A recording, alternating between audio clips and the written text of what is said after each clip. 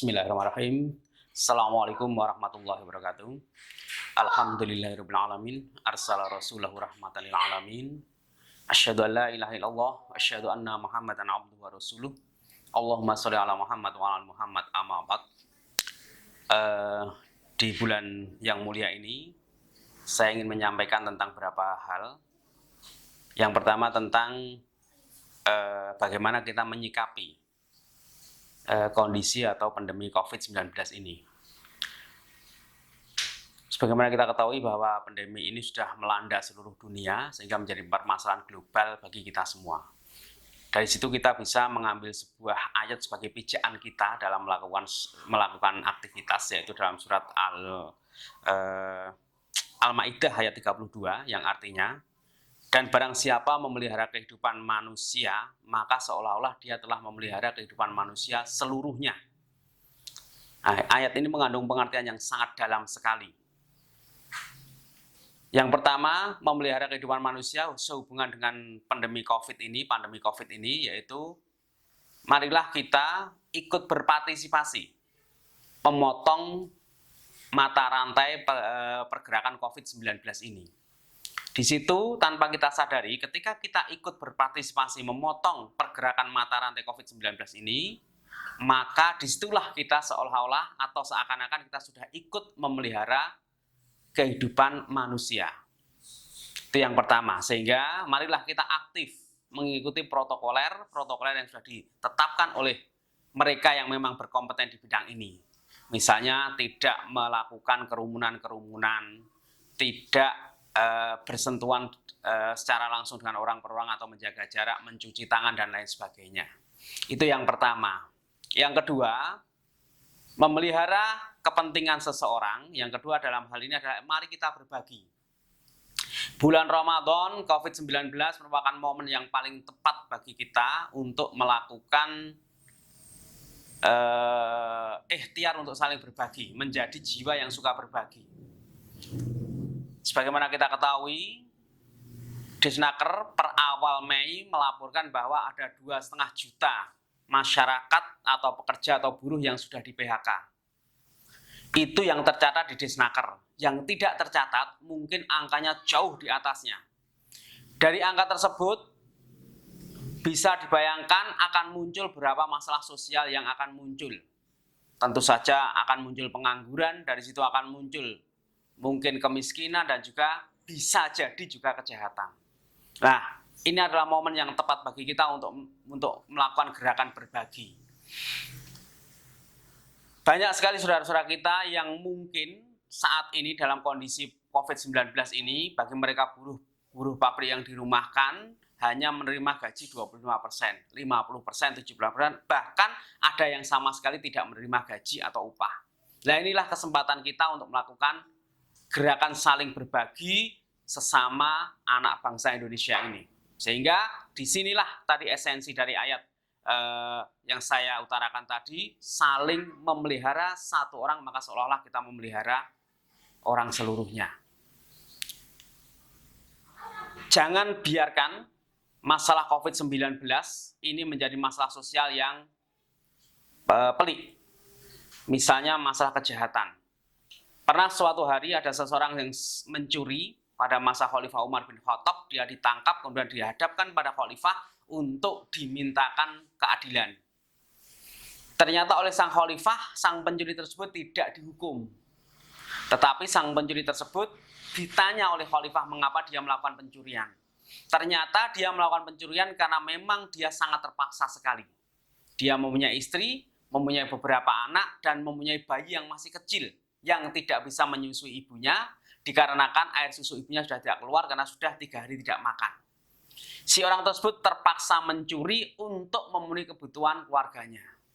Mendengar hal tersebut, maka Khalifah tidak menghukum orang tersebut, tetapi justru memarahi tetangga-tetangganya yang membiarkan si pencuri tersebut melakukan pencurian. Dari sini kita bisa mengetahui bahwa kita mempunyai tanggung jawab moral terhadap lingkungan kita, terhadap orang sekitar kita. Manakala mereka lapar, manakala mereka kekurangan dan melakukan suatu kejahatan, maka itu menjadi tanggung jawab kesalahan kita. Dalam beberapa hadis banyak sekali diriwayatkan tentang bagaimana keutamaan orang yang suka berbagi. Misalnya antara lain dalam sebuah hadis yang diriwayatkan oleh Muslim, bahwa orang yang suka berbagi itu tidak akan membuat dia miskin, tapi justru akan membuat dia kaya. Dari hadis ini marilah kita gembirakan bersedekah, kita gembirakan berbagi, kita gembirakan berinfak. Karena itu tidak akan mengurangi kekayaan kita, tidak akan membuat kita miskin, justru akan membuat kita kaya. Setidak-tidaknya kaya hati. Ketika seseorang sudah kaya hati, maka insya Allah akan menuntun dirinya pada hal yang lebih baik. Itu yang pertama, keutamaan dari berinfak, bersedekah atau berbagi. Dan yang kedua, dalam hadis yang diriwayatkan oleh Bukhari, Rasulullah bersabda, sama dengan ayat tadi, yaitu barang siapa memenuhi kebutuhan saudaranya, maka Allah akan memenuhi kebutuhannya. Mungkin kita mengeluarkan dana yang tidak begitu besar untuk membantu mereka yang kekurangan. Tapi tanpa kita sadari, Allah akan mengembalikan jauh lebih besar dari yang kita keluarkan tadi. Tanpa kita sadari, semua yang kita dapatkan itu kadangkala merupakan balasan dari Allah. Jadi orang itu akan mendapatkan apa yang menjadi balasannya. Ketika dia berbuat baik, maka dia akan mendapatkan kebaikan. Ketika dia berbuat buruk, maka dia akan mendapatkan keburukan. Ma'asobaka min hasanatim famina ma'asobaka min syai'ati famin nasik wa ma'asobaka min hasanatim famin Allah. Siapa yang berbuat baik, apa saja yang menimpamu yang berupa kebaikan berasal dari Allah, tetapi apa saja yang menimpamu yang berupa keburukan itu berasal dari diri kamu sendiri. Nah ini, marilah kita menanamkan kebaikan agar kita mendapatkan kebaikan. Dalam bahasa Jawanya, sopo nandur bakal ngunduh. Kemudian berkaitan dengan bulan Ramadan ini, kita mengetahui bersama bahwa tujuan Ramadan adalah untuk membentuk pribadi yang takwa. Pribadi yang takwa antara lain diisyaratkan Allah dalam surat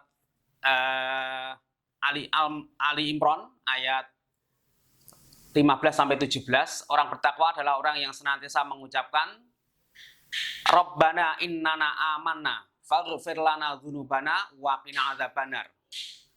Walladzina as-sabirina was-shadiqina wal qanitina wal munfaqina wal mustaghfirina bil ashar. Jadi orang yang bertakwa cirinya antara lain orang yang senantiasa berdoa, Rabbana innana amanna faghfir lana dzunubana wa qina adzabannar. Doanya itu, doanya orang bertakwa. Yang belum hafal monggo silahkan dihafalkan. Kemudian tidak contoh dari Allah, as-sabirina adalah orang yang sabar. Was-shadiqina adalah orang yang jujur atau senantiasa berbuat baik. Wal qanitina orang yang taat, wal munfaqina orang yang gemar berinfak, wal mustaghfirina bil ashar orang yang senang bangun malam di pagi untuk meminta ampun pada Allah. Mari kita lihat satu persatu selama Ramadan ini. As-sabirina. Selama bulan Ramadan kita sudah terlatih, terdidik untuk menjadi orang yang sabar. Mau marah mungkin kita eman-eman sekali. Khawatir nanti puasa kita akan menjadi gabuk istilah Jawanya. Sehingga kesabaran kita, entah itu kesabaran terhadap manusia, terhadap keluarga kita, terhadap anak istri kita, atau terhadap rekan kerja kita, teruji benar-benar kita mampu menjaganya. Atau kesabaran ketika kita mendapatkan cobaan atau musibah, selama Ramadan kita mampu menerimanya. Termasuk kesabaran dalam menjalankan perintah-perintah Allah. Insya Allah selama 1 bulan penuh kita menjelma menjadi orang yang sabar. Ciri orang takwa yang kedua adalah as-shadiqina, jujur atau baik. Selama Ramadan ini insya Allah kita tidak kuasa untuk melakukan kebohongan. Karena kita yakin ketika kita melakukan kebohongan, maka disitulah puasa kita akan menjadi puasa yang gabuk tadi. Sehingga kita berusaha untuk menjadi orang yang jujur dan senantiasa berbuat baik. Yang ketiga, qanitin, ketaatan. Taat menjalankan semua perintah Allah. Satu contoh saja ketaatan tersebut diwujudkan dalam ketaatan sholat berjamaah ke masjid. Dan tepat waktu. Selama bulan Ramadan insya Allah masjid musola penuh semua. Subuh, maghrib, isya. Penuh semua orang-orang taat menjalankan perintah Allah, as-sholatu ala waktiha. Yang keempat, mungfaqina, gemar berinfak. Nah ini, selama Ramadan kita sudah terdidik untuk menjadi orang yang gemar berinfak. Gemar mengeluarkan sedekah. Kotak masjid kita masuki, ada orang datang minta sumbangan, kita beri, takjil kita keluarkan, sumbangan-sumbangan pendidikan, sumbangan-sumbangan apapun banyak kita keluarkan. Yang terakhir, mustaghfirina bil ashar, adalah orang yang gemar memohon ampun pada Allah di akhir malam. Diwujudkan selama Ramadan ini lewat sholat tarawih. Nah pertanyaannya, setelah bulan Ramadan ini nanti, masihkah kita menjadi orang yang as-sabirina, cepat sabarnya, as-shadiqina, jujur kita, kejujuran kita tetap terjaga, qanitina, ketaatan kita akan perintah Allah tetap terjaga, kemudian mungfaqina, gemar berinfak tetap juga kita laksanakan. Yang kelima, mustaghfirina bil ashar, gemar melakukan sholat malam, apakah mampu kita lanjutkan setelah Ramadan ini nanti. Nah ini, khusus mungfaqina ternyata merupakan salah satu ciri orang yang bertakwa. Selama bulan Ramadan sekali lagi kita sudah dididik oleh Ramadan untuk menjadi orang yang gemar bertakwa. Marilah setelah Ramadan kita lanjutkan. Banyak sekali orang yang membutuhkan di luar sana, yang sangat-sangat membutuhkan uluran tangan kita. Mereka yang putus sekolah, mereka yang tidak punya pekerjaan, mereka yang sakit tidak mampu mengobatkan, atau tempat tinggal mereka yang tidak layak untuk dihuni, atau sarana-sarana pendidikan yang tidak layak untuk ditempati.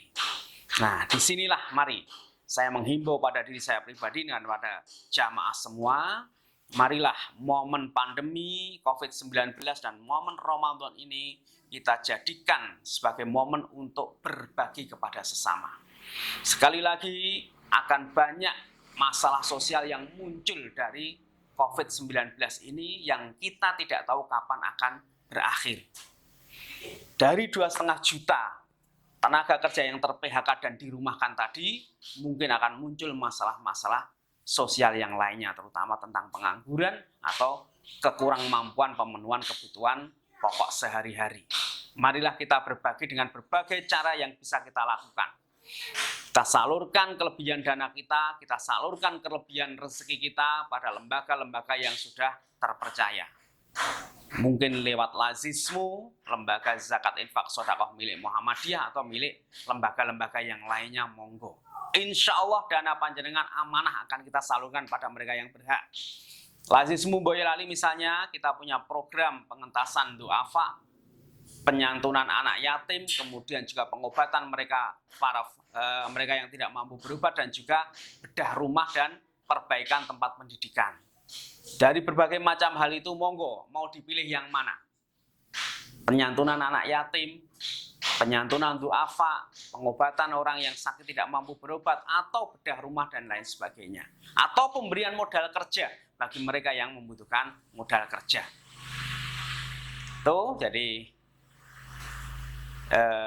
kesempatan yang luar biasa di bulan Ramadan dan COVID-19 ini, mari kita manfaatkan dengan sebaik-baiknya. Kita banyak berdiam di rumah, ibadah kita lebih khusyuk, tapi tidak menghalangi kita untuk melakukan kebaikan. Kebaikan itu apa? Antara lain banyak berzikir di rumah, banyak membaca Al-Quran di rumah, banyak berinfak dan sedekah dari rumah. Caranya bagaimana? Bisa dengan transfer, bisa dengan memanggil para petugas, atau bisa kita datang sendiri ke kantor Lazismu di Boyolali. Demikian yang bisa saya sampaikan. Ada kurang lebihnya mohon maaf. Nasrum minallah wa qarib, fastabiqul khairat. Assalamualaikum warahmatullahi wabarakatuh.